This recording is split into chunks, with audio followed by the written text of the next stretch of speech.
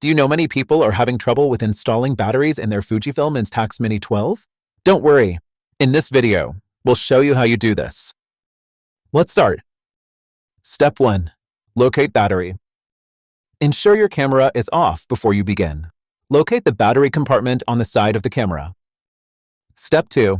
Open cover. Open the battery cover by sliding it in the direction of the arrow on the cover. Step 3. Insert batteries. Insert two AA batteries, aligning them according to the positive, plus symbol, and negative, minus symbol, polarities marked inside. Step 4. Close cover.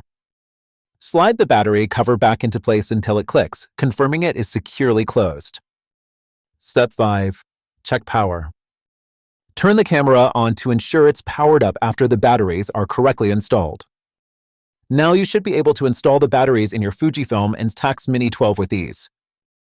Still need help? Visit our website for the complete manual.